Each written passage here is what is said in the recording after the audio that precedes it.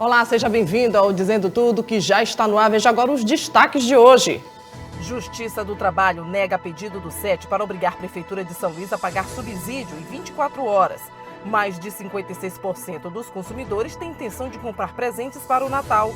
Tem política. A Assembleia Legislativa destaca a confusão no plenário da Câmara com agressão inclusive à imprensa. E ainda, livro Luz do Passo, de Meirelles Júnior, é lançado em Passo do Lumiar. Tudo isso e mais, agora no Dizendo Tudo, que já está no ar.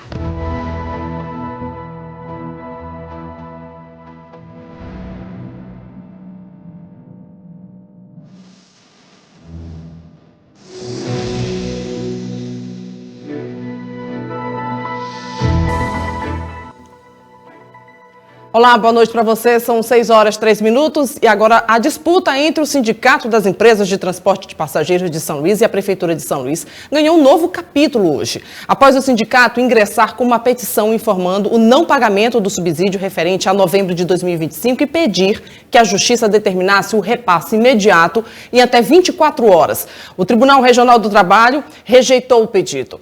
A decisão é do desembargador Luiz Cosmo da Silva Júnior. O SET havia comunicado ao tribunal que o município descumpriu o prazo. O repasse deveria ter sido feito até 4º dia útil de dezembro. Apresentou um cálculo estimado, um valor devido cerca de 6 milhões. No pedido, o sindicato queria que o TRT determinasse o pagamento, sob pena de multa, bloqueio de recursos públicos, o que não aconteceu.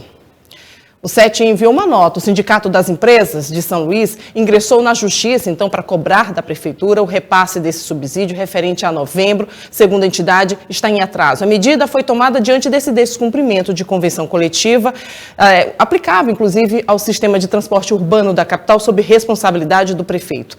De acordo com o SET, falta pagamento de subsídio, que tem comprometido diretamente a remuneração de diversos trabalhadores, afetando a operação do sistema, colocando em risco a garantia dos trabalhos.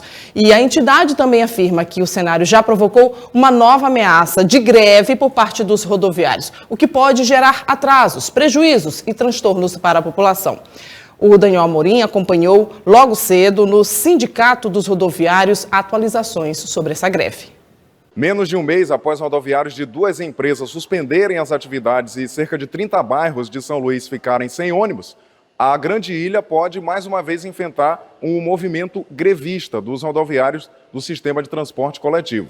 O alerta foi feito pelo presidente do sindicato da categoria, o Marcelo Brito, que está aqui ao nosso lado. Bem, presidente, o que motivou esse alerta? Mais uma vez, direitos trabalhistas da categoria não estão sendo respeitados. O que o senhor pode atualizar sobre a situação de momento? Seja bem-vindo a Maranhão News. Marcelo Brito, presidente da Casa Rodoviários. É isso mesmo que você citou. Direitos, sendo negados, principalmente da Convenção Coletiva de Trabalho, sobre algumas empresas que não ainda realizaram pagamentos dos seus funcionários, dos nossos associados. Então, foram notificados aí mais ou menos 7 ou 6 empresas, e inclusive também aí está um ITER, que teve empresa que não pagou ainda também a primeira parcela do 10º, mas o mais importante aí são o mensal, e os tickets, e plano de saúde também, que está atrasado. Então, por isso, resolvemos mandar esse ofício de paralisação na terça-feira, tá? Mas espero que todas as autoridades dessa cidade, que sempre chama numa audiência, chama numa mediação e resolva a situação, porque não é isso que nós queremos. Nós não queremos parar em final de ano. Quem é o pai de família, mãe de família que quer parar, nós queremos receber para ir para nossas casas, para ir para nossas ceias, comprar nossos presentes, roupa para os nossos filhos, porque nós trabalhamos, nós não estamos pedindo nada para ninguém. Nós não estamos pedindo nada para ninguém. Eles têm que entender que nós trabalhamos, saímos 2 horas da manhã, não sabe nem se volta.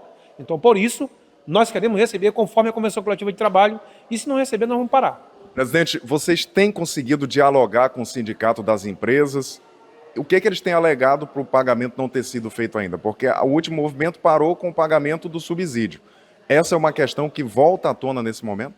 Isso é o discurso deles, O discurso deles é dizer que não recebeu o subsídio ainda do município.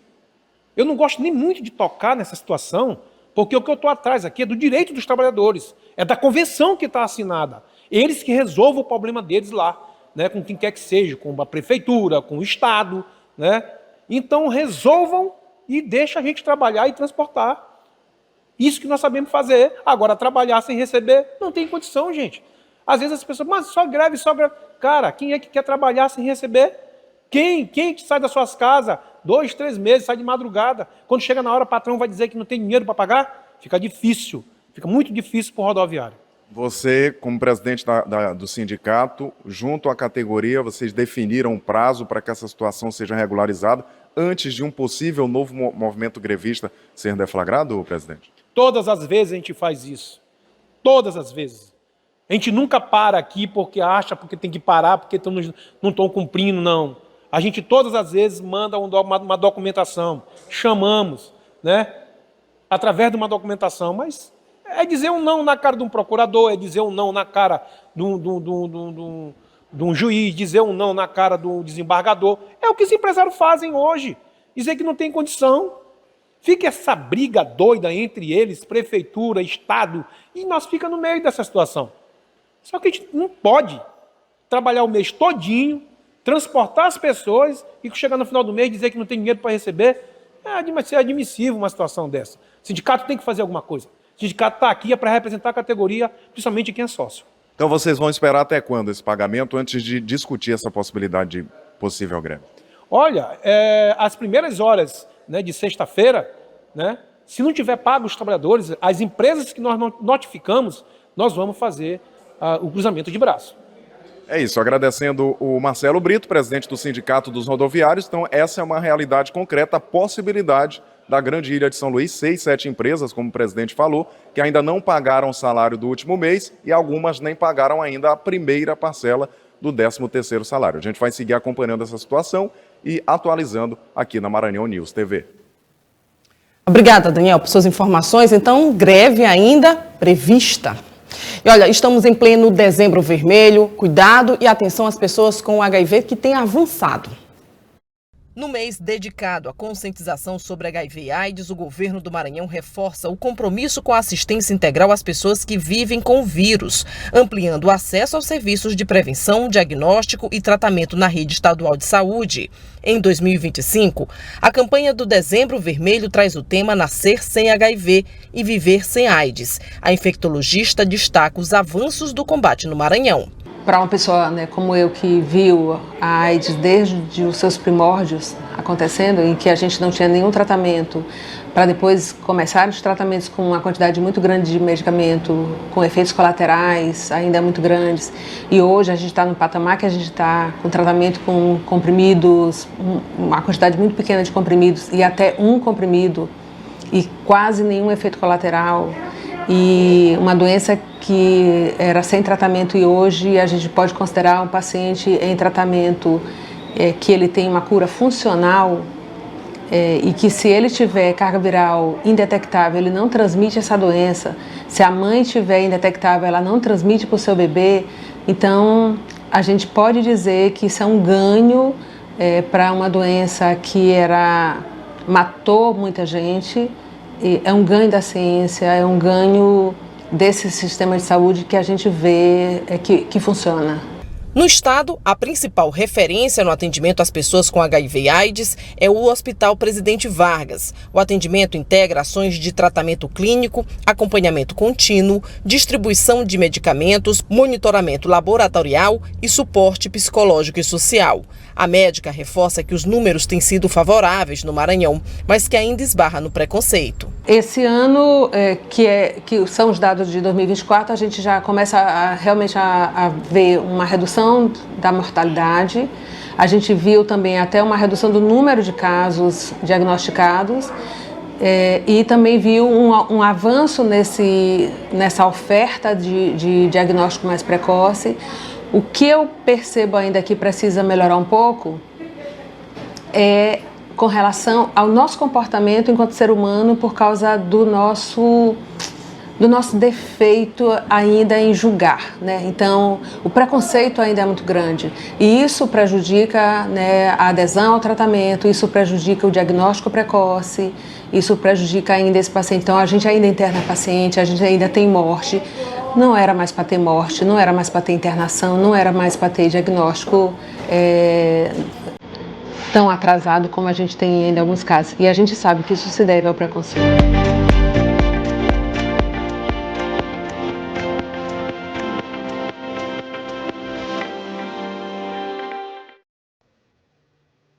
Para continuar a falar sobre esse assunto, o Carlos Frias, doutor que é infectologista, também presidente do Sindicato dos Médicos aqui. Muito obrigado por aceitar o convite. Olá, boa noite para o senhor. É um prazer estar com vocês sempre. Doutor, então a gente tem avançado de fato, na prática, como é que a gente está tendo em relação eu digo assim, vemos muitos preconceitos ainda, o preconceito existe, mas a gente percebe muitas pessoas desleixadas demais, não é isso? É verdade, o avanço justamente da medicina em alguns pontos nessa área fez com que as pessoas ficassem com a falsa impressão que há cura para a AIDS e que não há necessidade de precaução. E existe essa necessidade formal. Então, principalmente em grupos populacionais como adolescentes e idosos também, então há uma necessidade muito maior de se enfatizar, principalmente nesse momento, né, que é o Dezembro Vermelho, alusiva à data, né, do Dia Mundial de Prevenção e Combate à AIDS, que foi dia 1º de dezembro, no sentido de enfatizar a importância da participação popular nessa luta contra essa terrível doença. Em relação aos avanços, o senhor falou que existe avanço, a medicina ela tem garantido, inclusive, o teste negativo, não é isso? O positivo falso negativo, não é isso? O que existe... Aqui no Maranhão também temos avançado nesse ponto? Nós temos avançado, então, tipo assim, não se trata de uma negativação, se trata de diminuição da carga viral. Então, consequentemente, a diminuição, nós trabalhamos com duas coisas, basicamente. A carga viral e a possibilidade de você, que aí negativar, né? E um controle maior da reação imunológica. Como é que estão os linfócitos, por exemplo, linfócitos T?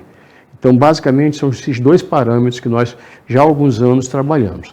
Então, isso quer dizer o seguinte, se você conseguir manter uma série linfocitária, leucocitária, num bom estado e a carga viral baixa, então você consegue manter um bom padrão de saúde nessas pessoas. Então você consegue diminuir as infecções oportunistas, que é justamente o que leva ao óbito. Doutor, agora faixa etária. A gente tinha uma impressão de que eram só os jovens que eram atingidos, que eram infectados. Como é que a gente tem tido hoje? Bom, primeiro vamos colocar que essa doença, essa pandemia, que continua sendo pandêmica, ela acontece há 45 anos praticamente. Né? No fim da década de 70, começaram os primeiros casos. E no Brasil, por exemplo, o primeiro paciente de AIDS que eu tive foi em 1983. Eu já tenho uma certa história, né?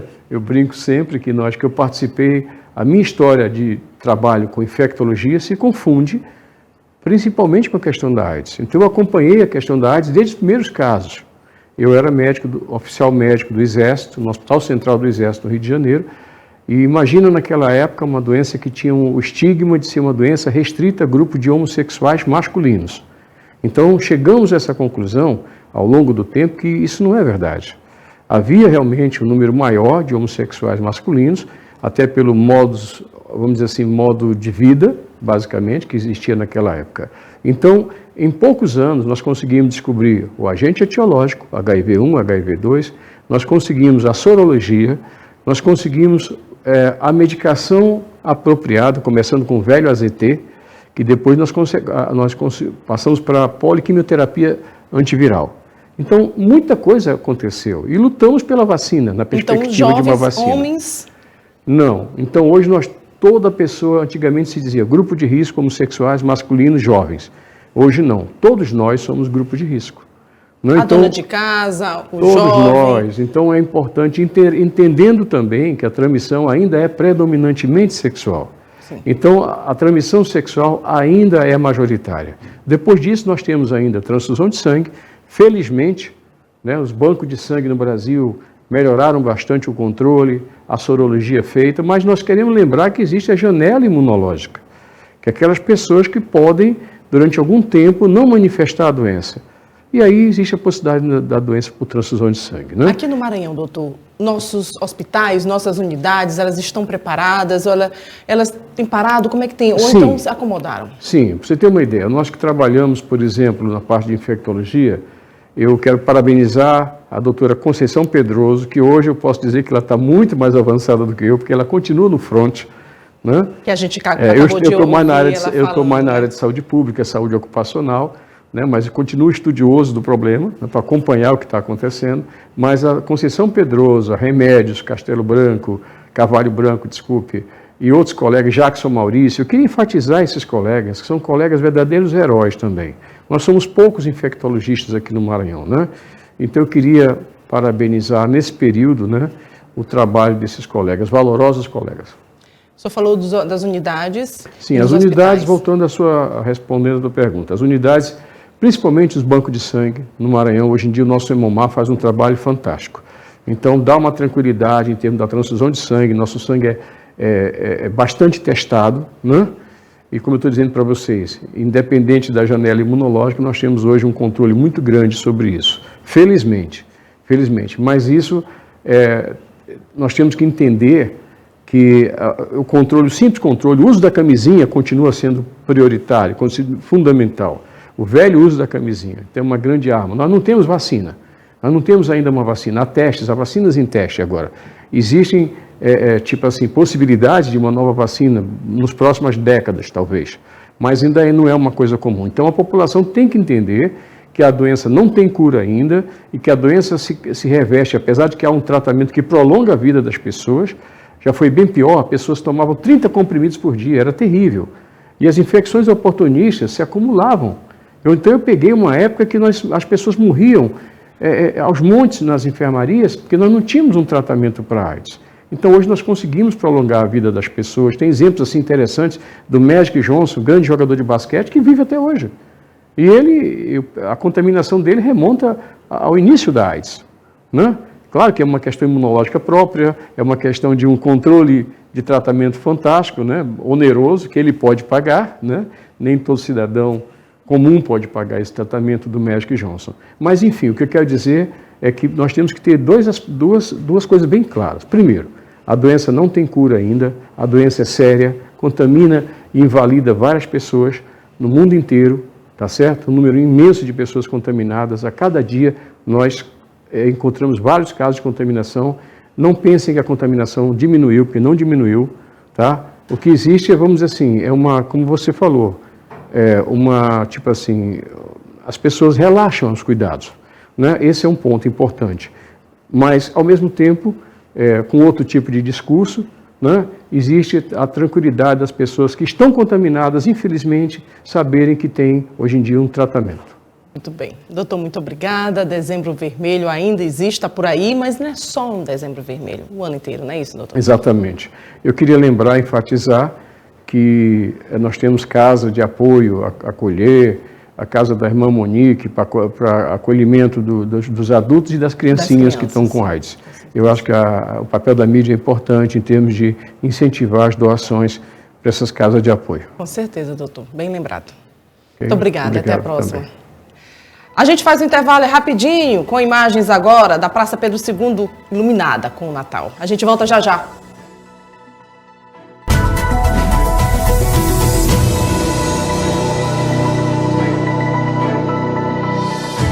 Dizendo tudo de volta, são 6h25, a gente vai direto a Brasília. Nildo Costa tem informações para a gente do Congresso Nacional.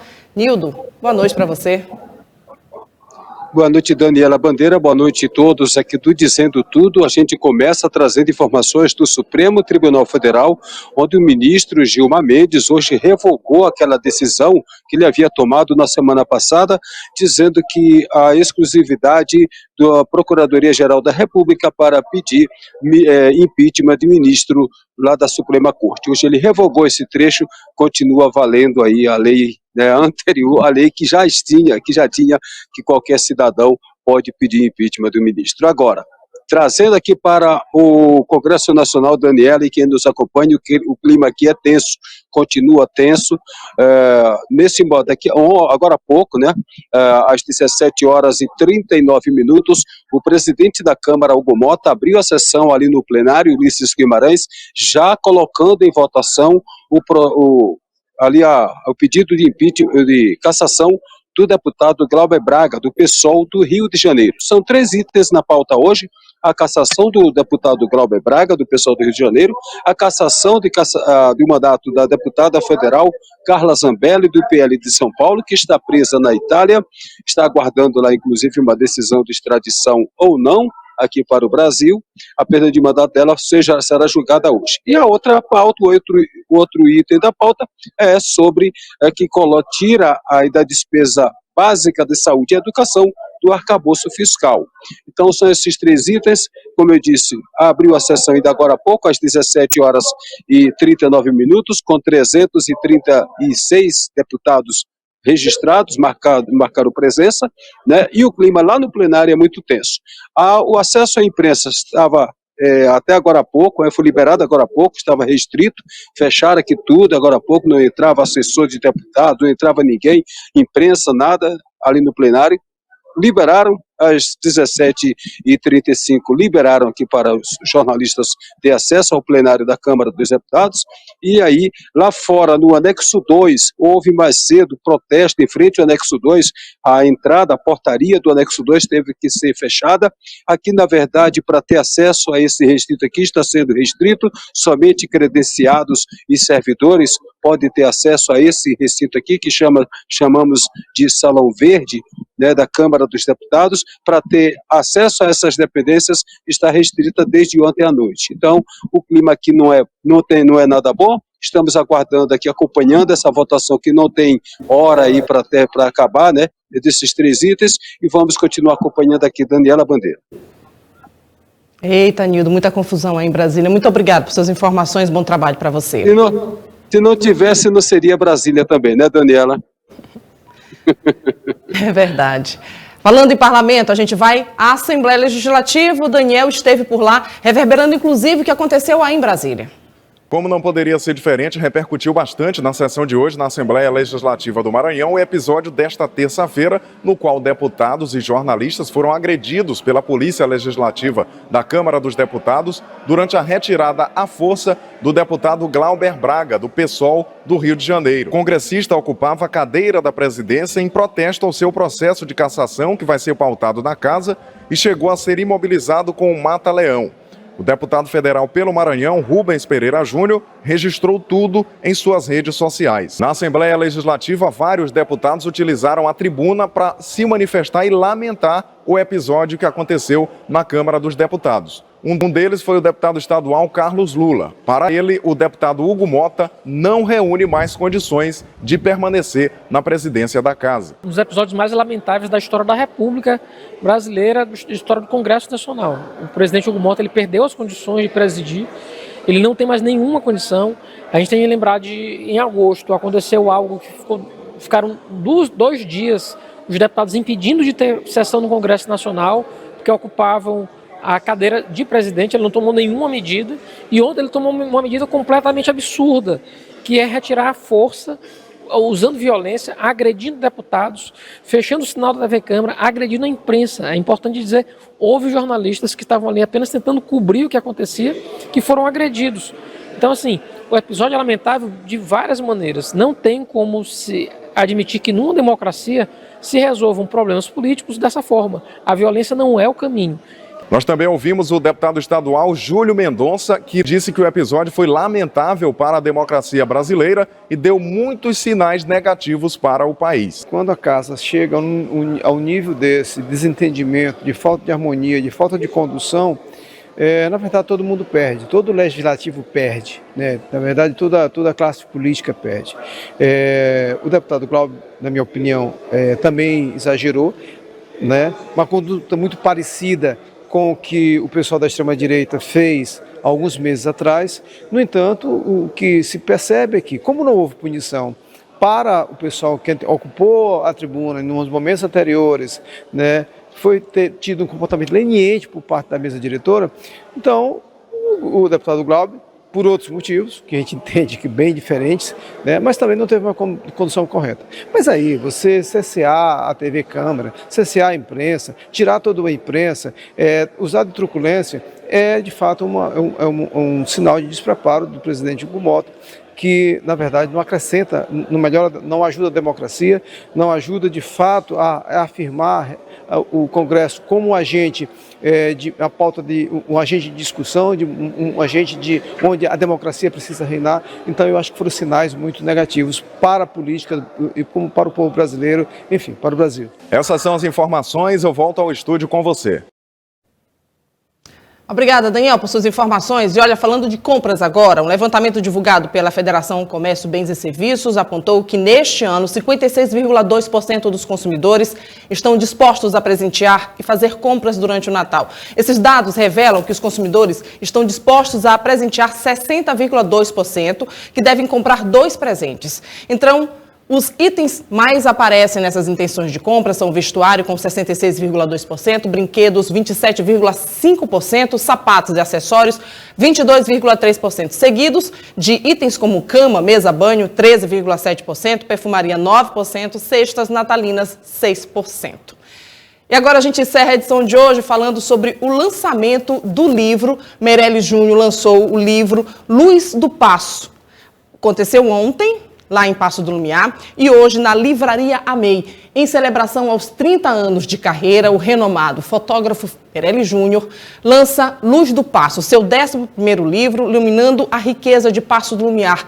Meirelles celebra 3 décadas de dedicação à arte visual com uma obra dedicada à cultura pulsante na grande ilha de São Luís. Fotógrafo, artista visual, que em 2025 comemora uma trajetória dedicada ao registro do patrimônio e da cultura e convida a imprensa, então, ao público em geral também, amantes da fotografia, para esse lançamento do livro hoje, Luz do Passo, traços e fragmentos de um olhar, um evento de lançamento que celebra também um importante momento profissional realizado lá na Livraria Amei. Começou às 18 horas, segue por lá no São Luís Shopping. Então você pode, então, nessa noite de autógrafo com o Meirelles Júnior.